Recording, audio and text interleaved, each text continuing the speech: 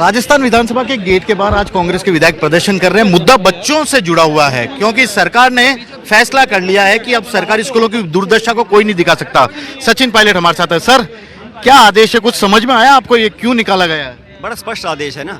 सरकारी स्कूलों के जो हालात हैं, बिल्डिंगें चरमरा रही हैं, छतें गिर रही हैं, पानी का बाहर का पानी अंदर जा रहा है, व्यवस्था खराब है। सरकार बजाय सुधारने के ये आदेश जारी कर दिया, कोई फोटो नहीं खींचेगा, कोई रील नहीं बनाएगा, कोई मीडिया रिपोर्ट नहीं करेगा। मतलब गलती छुपाने के लिए आप किसी हद पे जाने को तैयार हैं। और हम चाहते हैं कि सरकार अपनी प्राथमिकता बदले, बजाय इसके कि यूसीसी के कानून लेके आना और हिंदू मुसलमान की बात करना। आप स्कूलों को सुधारिए, बिल्डिंग को सुधारिए। और ये कब तक बोलते रहेंगे कांग्रेस सरकार ने कुछ नहीं किया? 2.5 साल से आप सरकार में हैं, 12 साल से केंद्र सरकार है, और आज झालावाड़ में आधा दर्जन बच्चों की मौत हो गई। इतने जगहों पर लगभग छत गिर रही है लगभग, और बजाय इसको सुधारने के आप लोगों को कह रहे हैं आप वहाँ अगर वीडियो बनाएंगे, रिपोर्ट करेंगे तो आप पे पॉस्को लगा दिया जाएगा। आप बच्चों की प्राइवेसी को हार्म नहीं कर सकते। ये सब बहानेबाजी है, अपनी गलती छुपाने का काम कर रहे हैं। राहुल गांधी के अभियान के बाद और सीजेपी जिस तरह से स्कूलों में बच्चों की आवाज उठाती रही, यूथ की, सरकार को शायद कहीं ना कहीं डर था कि असली तस्वीर सामने ना आ जाए।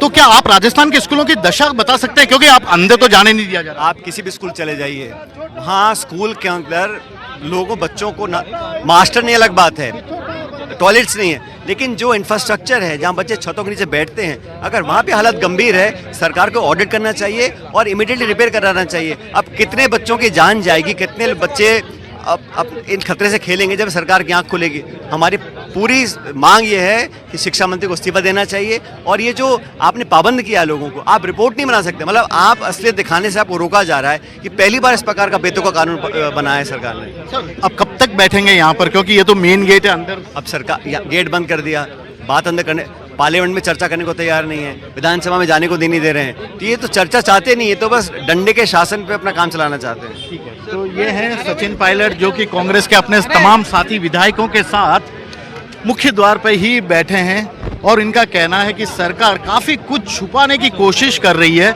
यहाँ पर एक बार फिर से नजारा देखिएगा, ये दरवाजा है विधानसभा के अंदर प्रवेश करने का। विधायक आमतौर पर यहीं से अंदर जाते हैं, लेकिन आज इन सबको मुख्य द्वार को बंद करके यहाँ पर रोक दिया गया है, क्योंकि ये बच्चों की आवाज उठाते हुए रैली करते हुए आगे बढ़ रहे थे। और एक और खास बात है, टीकाराम जूली सहित कांग्रेस के तमाम विधायक आज उस मूक बधिर स्कूल में भी गए थे, जहां पर कि 15 दिन पहले बच्चों ने खुद ने अपने यहाँ की खराब हालत को लेकर बड़ा प्रदर्शन किया था। वे बोल नहीं पा रहे थे, सुन नहीं पा रहे थे, लेकिन अपनी बात का इजहार कर रहे थे कि स्कूल की कितनी बुरी दुर्दशा थी। और आज ये 15 दिन बाद जब वापस उसी स्कूल में गए, तो वहाँ पर एक नोटिस चस्पा मिला, सरकार का आदेश का नोटिस था, आप स्कूल के अंदर नहीं जा सकते, परमिशन लेनी पड़ेगी, और बिना परमिशन के अंदर गए तो आप पर पॉस्को और दूसरे कई धाराओं के तहत मामला दर्ज कर लिया जाएगा। फिलहाल उस स्कूल के अंदर तो नहीं गए, लेकिन सरकार को उस स्कूल सहित राजस्थान के तमाम बदहाल स्कूलों की तस्वीर दिखाने के लिए कांग्रेस के विधायक विधानसभा के मुख्य गेट के बाहर आ जाकर बैठ गए हैं। फिलहाल तो ये देखना होगा कि इस पूरे मुद्दे पर सरकार का रुख क्या रहता है, क्योंकि आज विधानसभा का पहला दिन था और संक्षिप्त भले ही कार्रवाई होनी थी, लेकिन कांग्रेस का एक भी विधायक आज विधानसभा के अंदर नहीं गया। राजस्थान कांग्रेस के विधायक आज विधानसभा के सत्र के पहले दिन ही मुख्य द्वार के पास बैठकर धरना दे रहे हैं। यहाँ पर आप देखिएगा, नेता प्रतिपक्ष टीकाराम जूली, गोविंद सिंह डोटासरा और कांग्रेस के तमाम नेता यहाँ मौजूद है। इनके हाथ में है नन्हे मुन्ने, करे पुकार हमारी मांगे सुने सरकार। आज आप तो स्कूल भी गए थे, उस स्कूल में स्कूल गए तो स्कूल के गेट बंद थे, विधानसभा आए तो विधानसभा के गेट बंद है, इसलिए हम सड़क पे आ गए। सड़क पे जनता की बात कहेंगे, मजाक बना रखा है। विशेषाधिकार हनन का नोटिस देंगे, हमको रोक नहीं सकते। किस नियम के तहत रोका है हमको? वो नियम लेके आए, किस नियम से रोका है? नियम बता देंगे, हम मान जाएंगे। सर, आप तो शिक्षा मंत्री हैं, इस तरह का आदेश कभी सुना है, देखा कभी?